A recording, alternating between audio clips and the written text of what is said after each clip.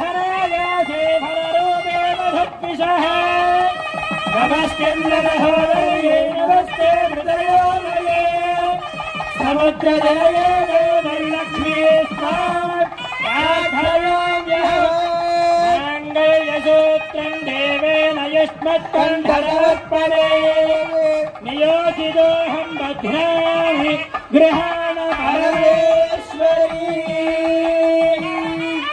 माङ्गल्यं तन्तुनानेन लोकरक्षणहेतुना